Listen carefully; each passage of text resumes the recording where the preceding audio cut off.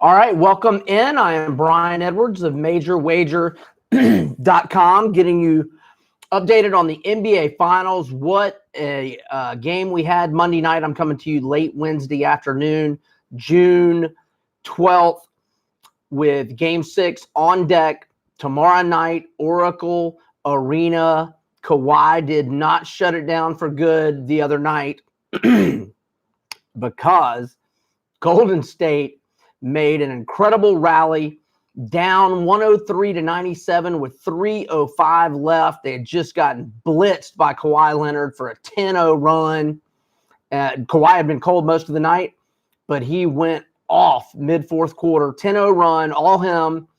And then Nick Nurse took a timeout with 3:05 left and the ball. Curious timeout, one that's taken a lot of heat and criticism and could come back to haunt him if the Raptors don't end up closing the deal and winning their first NBA championship.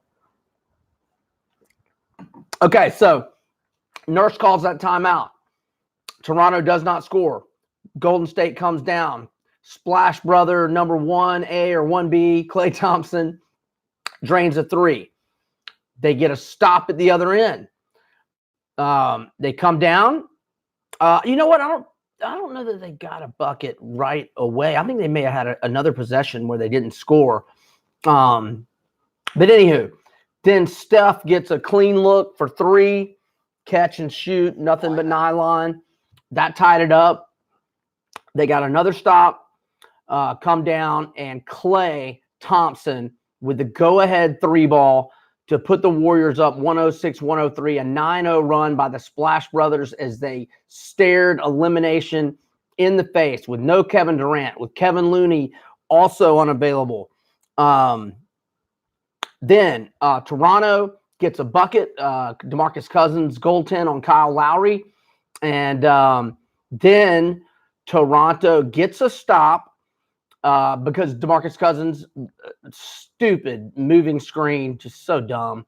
And Steve Kerr does what he should do. He brings a double team on the ball to Kawhi on the final possession. Kawhi, it was kind of reminiscent of Davidson Elite Eight against Kansas with Steph Curry. They brought the double on the ball. And I mean, the only thing Steph could do was hoist a 45-footer with two men on him or pass it to Jason Richards, which he did. And Richards missed the shot.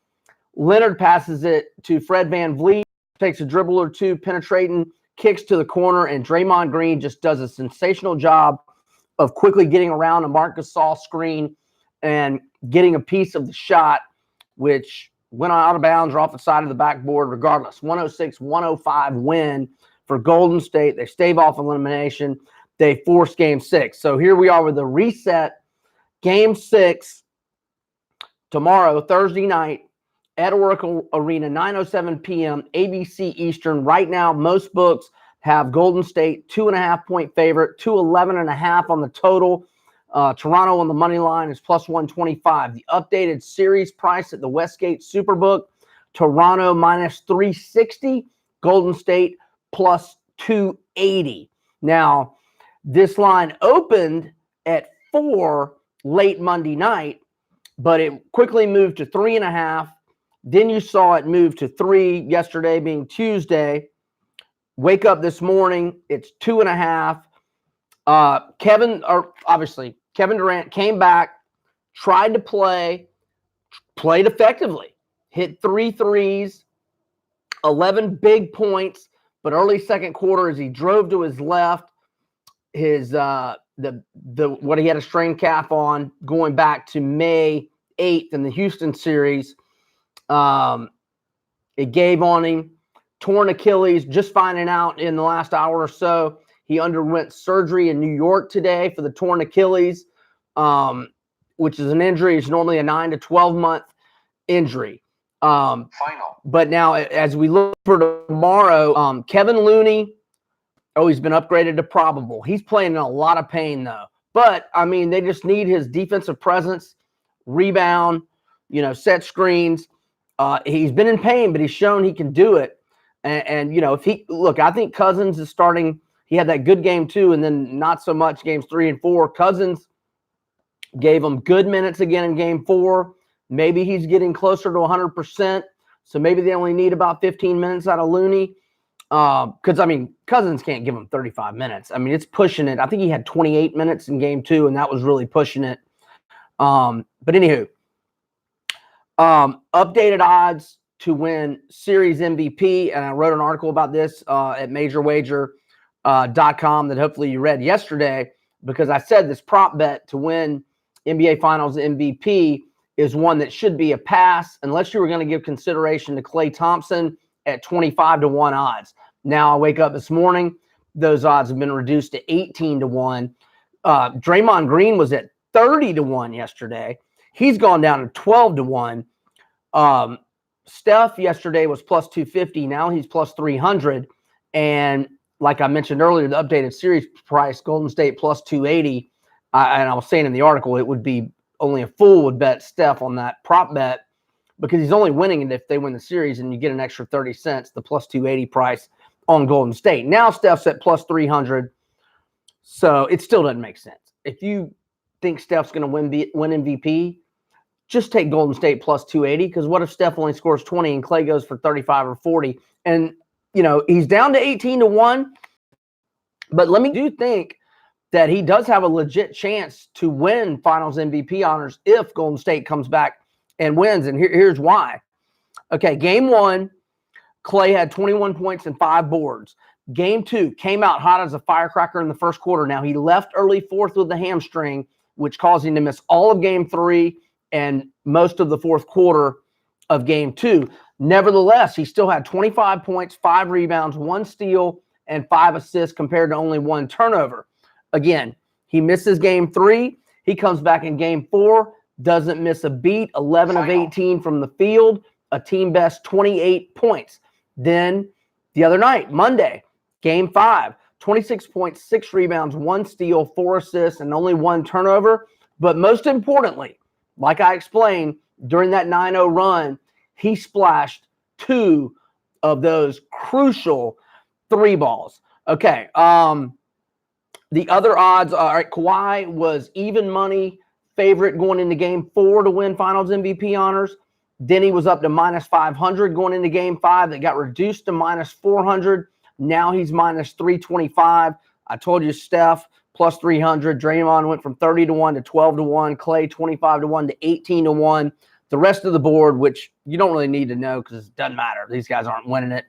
But I'll give it to you anyway. Pascal Siakam, 75-1. Kyle Lowry, 100-1. Serge Ibaka, who has been terrific the last 2 games, 100-1, but he's still not getting MVP.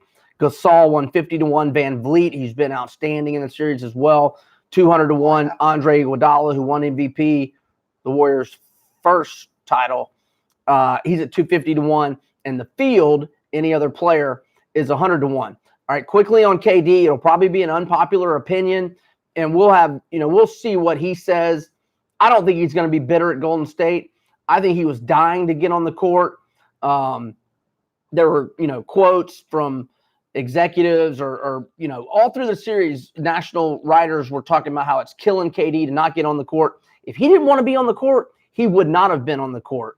And I feel like there's this national narrative. Look, everybody feels bad for KD. Nobody wants anybody to get injured in sports ever. And I feel bad. I do feel bad for him.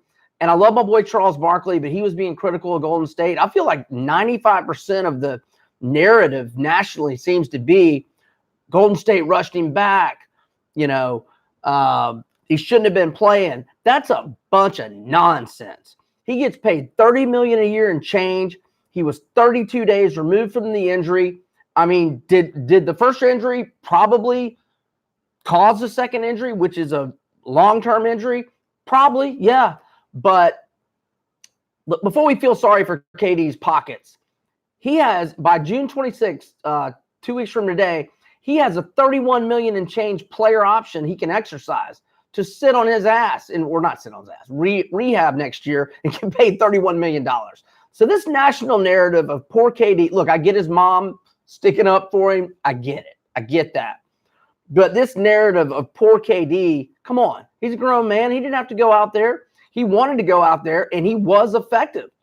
We can all get hurt walking our doggy down the street. We can turn our ankle walking down some stairs. It happens, especially at high-level sports. I feel bad for KD, but this national narrative blaming Golden State is a bunch of BS, in my opinion. And in fact, and we've seen it reflected in the odds of where KD plays next year, I think there's a much better chance that he stays with the Warriors rather than be bitter at them. Now, he surprised me before. Don't get me wrong. His whole little can't beat them, let me go join them, beyond unfathomable and perplexing. That was Aroids type stuff. Couldn't beat the Yankees, let me go join them. They had won 4 World Series in 5 years. Then they win 1 in like a decade with him.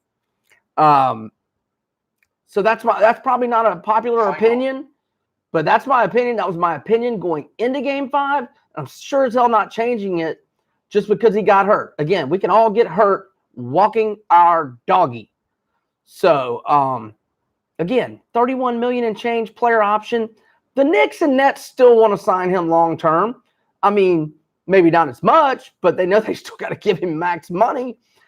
He can rehab most of next year, come back late regular season. Hell, if the Golden State comes back and wins the series, he'll come back late regular season and be going for a 4th title in a row. Then he could be a free agent, and that's the deal. So good luck with your bets tomorrow night, Game 6 of the finals. Hope you enjoy the game. Happy picking. Brian Edwards, MajorWager.com. Over and out.